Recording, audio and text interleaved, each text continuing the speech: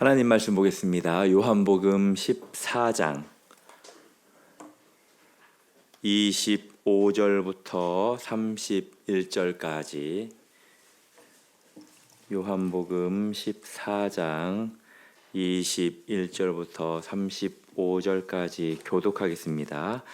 내가 아직 너희와 함께 있어서 이 말을 너희에게 하였거니와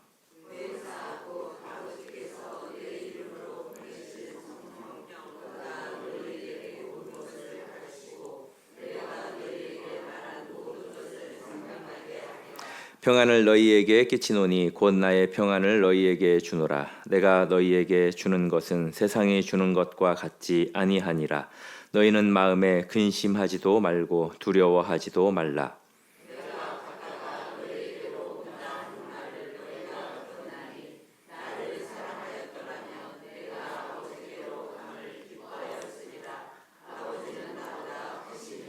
이제 일이 일어나기 전에 너희에게 말한 것은 일이 일어날 때 너희로 믿게 하려 함이라.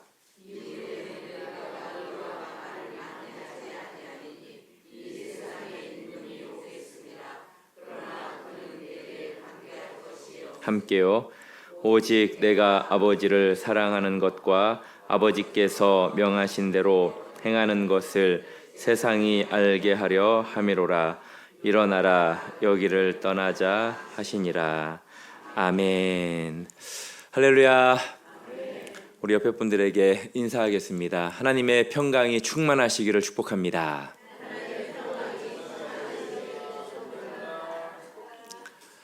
오늘 읽었던 본문 앞에 22절이 있습니다. 22절 한번 보시겠습니까? 22절에 보면은 제자 중에 가롯 유다가 아닌 다른 유다가 나오죠. 그가 이제 주여 어찌하여 자기를 우리에게 나타내시고 세상에는 아니하려 하시나이까 라고 하는데, 여기에서 유다는 혹시 어떤 인물일까요? 다른 이름으로 다시로 시작합니다. 다시. 다데오. 다데올까요? 그냥 다데올까요? 맞아요. 다데오입니다. 마태복음, 마가복음에 보면은 다데오라고 그렇게 이제 이름이 언급이 되고, 이 유다 같은 경우에는 누구의 아들이냐면 야고보의 아들로 이렇게 언급이 나옵니다. 성경 전체에서 예수님의 제자임에도 불구하고 딱 여기 한번 등장하는 인물인데, 이 다데오, 유다가 이렇게 예수님에게 질문한 그 속뜻은 이겁니다. 예수님, 화끈하게 보여주시죠. 예수님이면 충분하지 않습니까? 라고 그렇게 말하는 거예요. 기적을 드러내달라. 그리고 영광을 압도적으로 선포해서 반대하는 사람들의 입을 단번에 막아달라. 라고 그렇게 지금 요청하고 있습니다. 이것은 이제 제자들만의 질문이 아니죠. 어떤 면에서 우리도 이와 비슷한 똑같은 질문들을 할 때가 있습니다. 우리가 열심히 기도하고 열심히 신앙생활 하면서 하나님, 이 정도 하면 됐잖아요. 내가 이렇게 기도했으니까, 이렇게 예배 드렸으니까 하나님이 내 편이라는 거 들어주세요. 드러내주세요.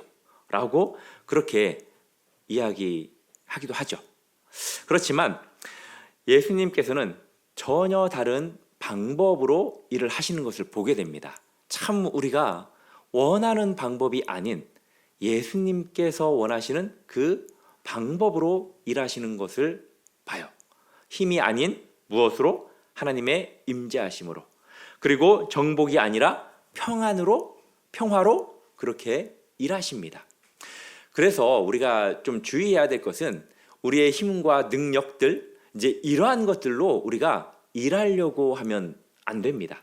우리는 인간적인 방법이 아니라, 세상적인 그러한 방법이 아니라 우리는 주님의 방법을 채용해서 우리가 사역을 해야 될 줄로 믿습니다. 1절 말씀을 보면은 14장 1절에서도 예수님께서 제자들에게 너희는 마음에 근심하지 말라라고 말합니다. 지금 얼굴 표정 보니까 약간 근심이 있으신 것 같아요. 그리고 27절에서 다시 한번 좀 더 강하게 예수님께서 말씀하시죠. 근심하지도 말고 뭐 하지도 말래요? 두려워하지도 말래요.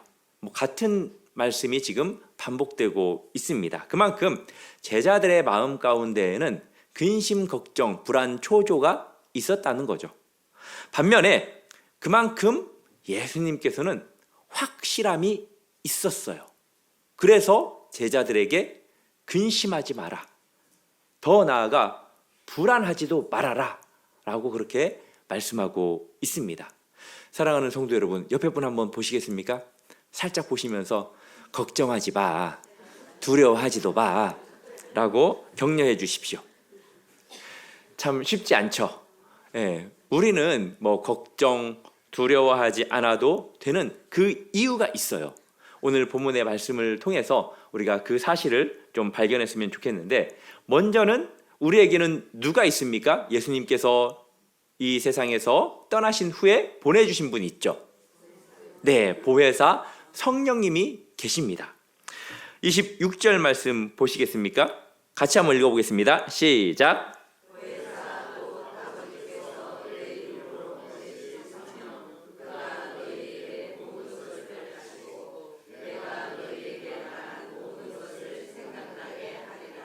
아멘.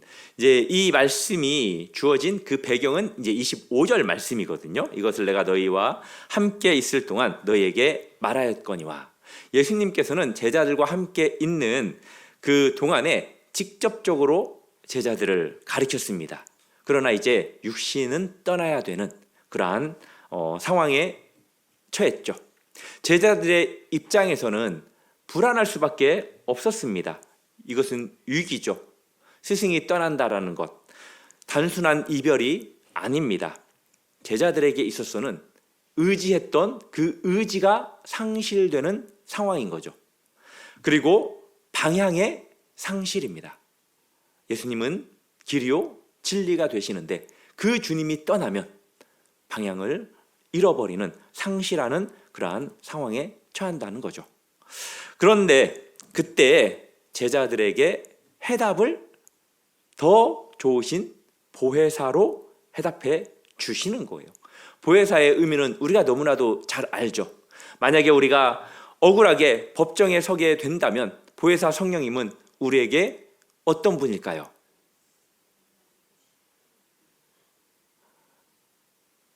앞으로 해도 우영우, 뒤로 해도 우영우. 네, 변호사죠, 변호사. 네, 우리가 억울한 일을 당해서 법정에 서면 변호사처럼 역할을 해주시는 분이 보혜사 성령님이십니다. 그리고 또 우리가 감당하기 힘든 너무나도 큰 아픔과 슬픔, 그 고통 앞에 쓰러지게 되면 보혜사 성령님은 우리를 위로해 주셔요. 그리고 우리가 어디로 가야 할지 방향을 헷갈려 하면 보혜사 성령님은 안내자가 되어 주십니다. 믿으십니까? 그렇게 우리의 변호사, 그리고 우리의 위로자, 우리의 안내자가 되시는 그 보혜사 성령님을 예수님께서 보내주시겠다라고 그렇게 말씀합니다. 예수님은 3년간 제자들 곁에 계셨습니다. 그렇지만 떠나셨어요. 이후에 보혜사 성령님을 보내주십니다. 예수님은 제자들의 곁에 있었지만 보혜사 성령님은 예수님 어디에 계실까요? 안에. 예, 안에 계십니다. 그것도 영원히 함께 하시는 분이시죠. 당연히 옆에 있는 분보다도 우리 안에 있는 분, 이분이 훨씬 더 가깝지 않겠습니까? 그러니까 더 두려워할 필요가 없다라고 말씀하고 있는 겁니다. 그 보혜사 성령님이 어떤 일을 하시는지 26절에서 이제 두 사역에 대해서 말씀을 하시는데, 이 두 사역은 반드시 이루어질 것이다라는 그러한 확실한 약속이에요. 그 첫 번째는 뭐냐? 보혜사 성령님은 제자들에게 가르쳐 주시는 분이라는 겁니다. 무엇을 가르쳐 주실까요? 단순한 정보 전달을 가르쳐 주시는 분이 아니죠. 내적으로 조명해서, 내적 조명을 통해서 하나님의 말씀, 즉 생명의 빛을 비춰 주신다라는 거예요. 우리 성도님들도 이런 경험 많으시죠? 성경을 읽을 때 희한하게 하나님의 말씀이 우리의 가슴에 비수처럼 꽂히는, 항상 이 비수라는 단어가 이렇게 언급이 될 때는 그 영화가 생각이 나요. 우리 성도님들은 안 보셨나 봅니다. 네, 하나님의 말씀이 비수처럼 날아와 우리의 가슴에 꽂히죠. 설교를 듣다가도 이 말씀이 내 남편의 말씀이 아니야, 내 아내를 향한 말씀이 아니야, 내 자녀를 향한 말씀이 아니야, 내 말씀이야, 나에게 하시는 말씀이구나 라는 그러한 감동이 우리에게 있을 때, 그것이 바로 성령님을 통해서 우리에게 조명해주는, 가르쳐주는 그러한 순간이라는 거예요. 그래서 하나님의 말씀은 수천 년이 흘렀지만 그럼에도 불구하고 생명의 말씀으로 우리의 마음 가운데 부딪히는 이유가 바로 성령님의 조명하심이라는 거예요. 그리고 두 번째는 또 생각나게 한다라는 거예요. 우리가 어려운 일에, 절망의 상황에 있을 때 기도하다 보면은 하나님의 말씀이 생각나죠. 저도 항상 어려움 가운데, 힘든 가운데 우선적으로 주는 말씀은 이사야 41장 10절입니다. 그냥 저도 모르게 그 말씀이 생각이 나고, 또 이제 여러 말씀들 가운데 제일 또 많이 생각나는 건 시편 23편. 어떤 성도님도 시편 23편을 그냥 평생의 기도의 제목으로 삼고 계시더라고요. 뭐 그거 1절부터 6절까지 가지고 뭐 첫째 자녀에게, 둘째 자녀에게 막 다 적용해 가면서 그 기도의 제목으로 말씀을 삼는 것을 또 보기도 했습니다. 참 힘들고 어려울 때마다 여호와는 나의 목자시니, 딱 이 말씀을 생각나게 해서 그 말씀을 읊조리면 정말로 주님께서 우리를 붙들어 주지 않습니까? 주님의 지팡이와 막대기로 우리를 안위해 주잖아요. 이렇게 말씀이 생각나는 것도 그냥 생각나는 게 아니에요. 집에 있는 그 누룽지가 그냥 생각나는 게 아니잖아요. 그런 것처럼 하나님께서는 시기적절하게 그렇게 하나님의 말씀을 생각나게 합니다. 그래서 우리가 성경을 많이 읽어야 되고, 또 외우는 성경은, 묵상하는 성경들은 그때그때마다 우리에게 강하게 생각나게 하셔서 역사하는 경우가 참 많이 있다는 거죠. 우리 27절 말씀 볼까요? 27절에 보면은 평안에 대한 말씀이죠. 같이 읽어보겠습니다. 시작.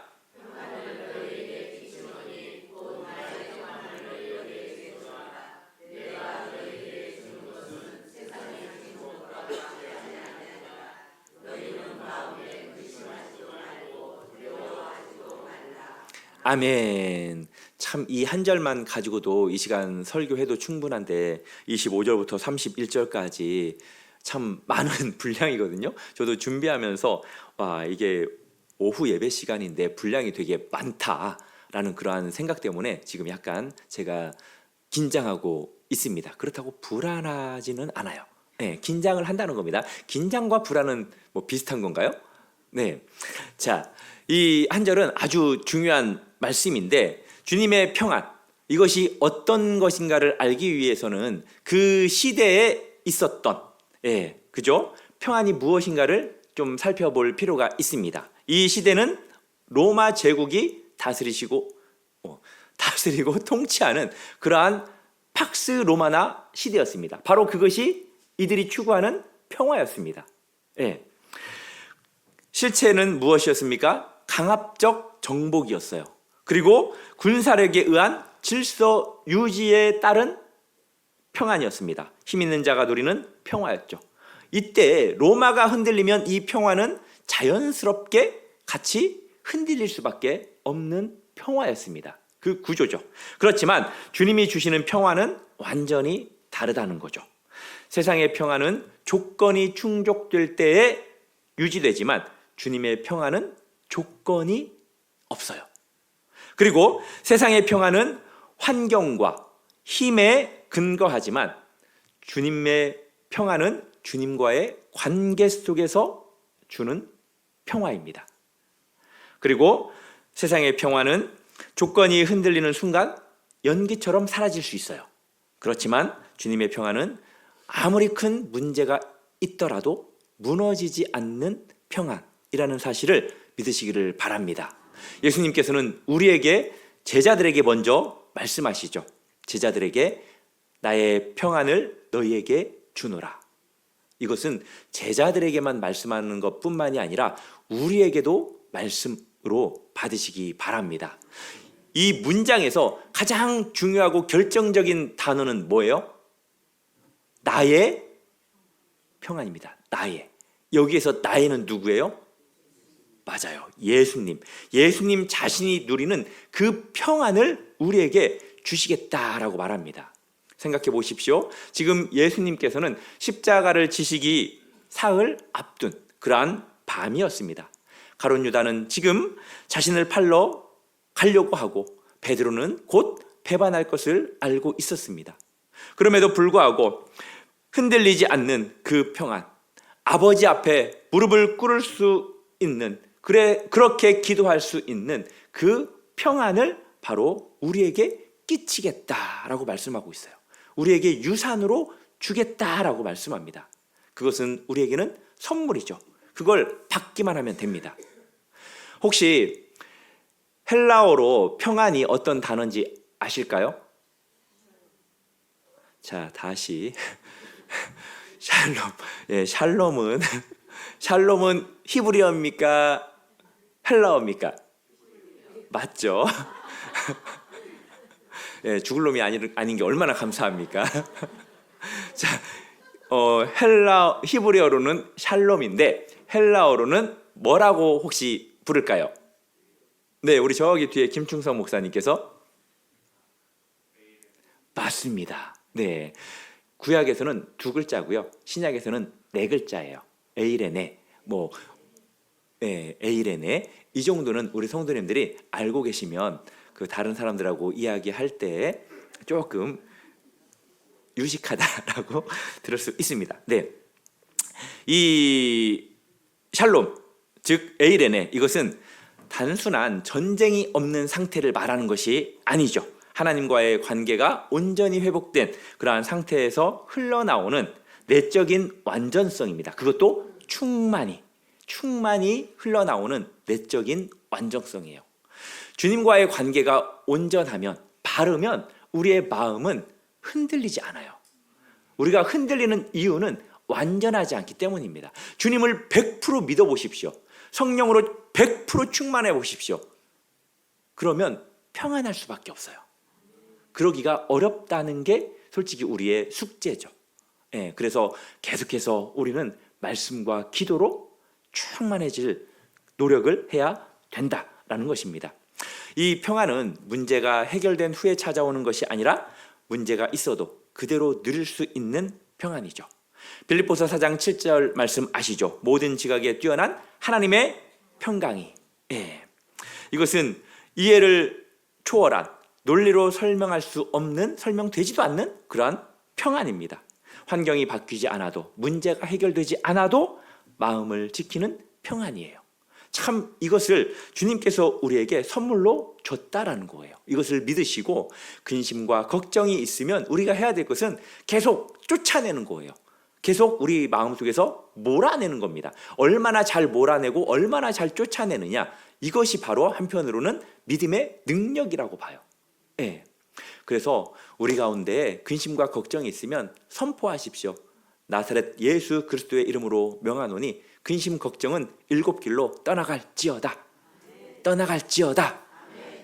예수님의 평안만이 내 안에 가득할지어다.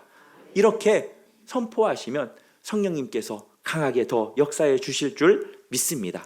27절, 근심하지도 말고 두려워하지도 말래요.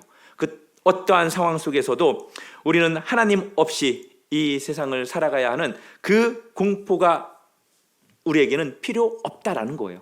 그것을 우리가 하지 말라라는 것입니다.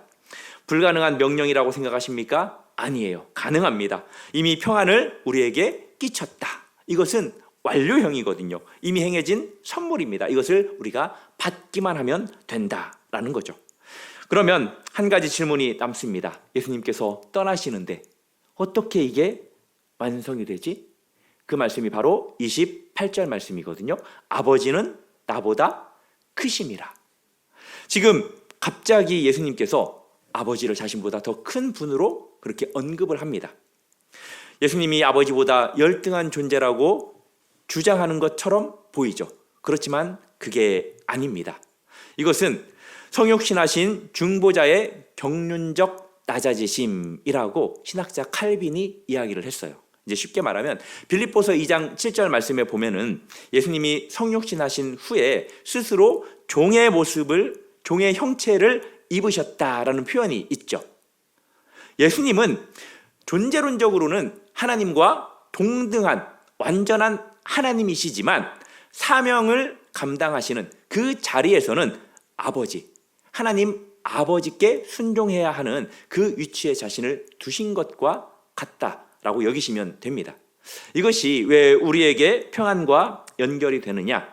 주님은 말씀하십니다. 나를 사랑하였더라면 내가 아버지께로 감을 기뻐하였으리로다. 예수님께서 하나님 아버지께 가는 것은, 돌아가는 것은 영광의 귀환입니다. 사명의 완성이에요. 그리고 결정적으로 주님이 아버지께로 가심으로써 보혜사 성령님이 우리에게 오십니다. 떠나심이 성령님을 보내시는 길을 여는 것이라는 거죠. 곧 주님의 떠나심 자체가 우리에게는 평안의 근거가 된다라는 것입니다. 우리의 삶은 상당히 불안합니다. 늘 근심, 걱정, 초조함이 있습니다. 건강의 문제 때문에, 특별히 자녀들의 문제 때문에, 그리고 앞으로 남은 그 노후 때문에 우리는 근심합니다. 그렇지만 그 한가운데서 주님은 우리에게 이렇게 말씀하십니다. 세상이 줄 수 없는 평안을 내가 이미 너희에게 주었노라. 아멘이십니까? 세상이 줄 수 없는 평안을 이미 너희에게 주었노라. 공짜로 줬습니까? 값을 지불하고 주셨습니까? 공짜가 아니에요. 주님께서 우리에게 주신 그 평안은 어마어마한 값을 지불하고 주신 거예요. 그러니까 그 어떠한 근심과 두려움도 주님의 그 값에 비하면 아무것도 아니라는 것을 우리 성도님들 기억하시기를 바랍니다. 그래서 이제 우리가 31절 말씀을 볼까요? 31번, 31절 그 평안이 우리에게 가능한 이유 같이 읽겠습니다. 시작.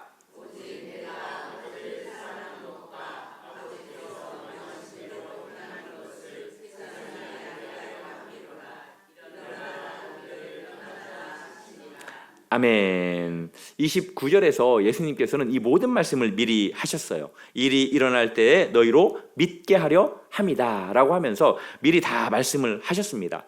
폭풍이 지금 몰아치기 전에 예수님께서는 배에 무엇을 내리셨냐면은 닻을 내리셨어요.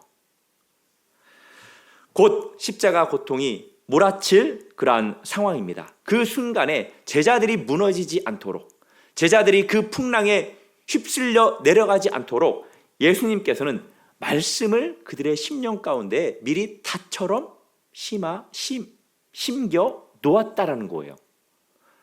말씀을 전하면서도 왜 머릿속에는 지금 잠깐 다른 생각이 나는지. 네. 그런데 주님이 이렇게 닻을 내려 두셔야 했던 그 이유가 30절이에요.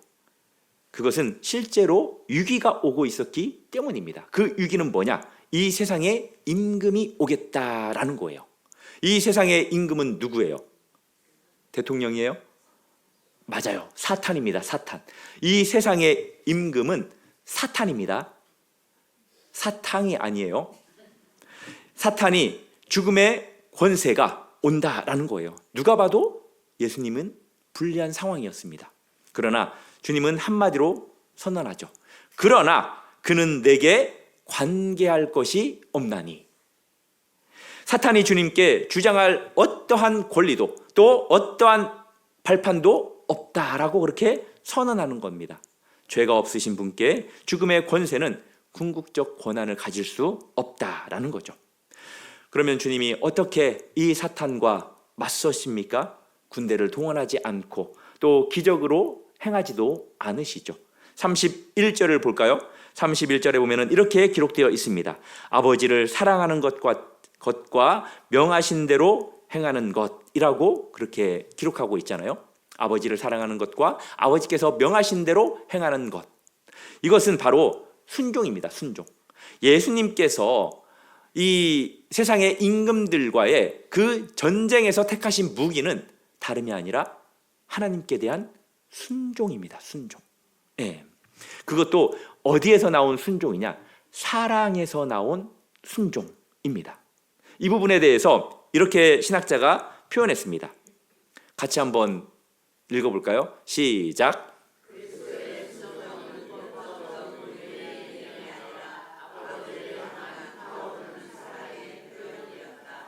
아멘. 예수님은 하나님 아버지를 향한 타오르는 그 사랑으로 순종했다는 거예요. 주님은 강요당해서 야, 너는 무조건 십자가를 져야 돼. 너는 무조건 순종해야 돼. 이 강요와 이 억압에 의해서 순종하신 게 아닙니다. 아버지를 사랑했기 때문에, 하나님 아버지를 불타는 마음으로 사랑했기 때문에 그렇게 순종하셨어요. 그 순종을 통해서 궁극적으로 세상에 임금되는 그 사탄, 그 죽음의 권세의 머리통을 박살내잖아요. 믿으십니까? 다시 한번 할게요. 믿으십니까? 사랑하는 성도 여러분, 우리도 교회를 섬길 때, 영혼을 섬길 때, 주님을 섬길 때 사랑하는 마음으로 섬기시기를 바랍니다. 솔직히 사랑이 식으면 섬김이 의무고 또 우리에게는 피로가 돼요. 피로가. 그렇게 되면 안 됩니다. 그래서 무엇보다도 우리의 마음 가운데 식으면 안 되는 것이 바로 사랑입니다. 이 마지막 때에 가장 지키기 어려운 것도 사랑이거든요. 마지막 때에 식어져 가는 게 사랑인데, 저와 우리 성도님들은 계속해서 주님께서 주시는 그 마음으로 하나님 아버지를 향한 불타는 사랑을 가지고 주님께 충성하고 순종하기를 부탁드립니다. 이왕 하는 거 그냥 끝까지 충성하시죠. 다시 질문하겠습니다. 이왕 하는 거 끝까지 충성하시죠. 네, 그렇게 같이 순종해서 협력해서 주님의 선을 이루어 갈 수 있었으면 좋겠습니다. 바로 예수님께서 선택한 방법이 역설이죠. 역설.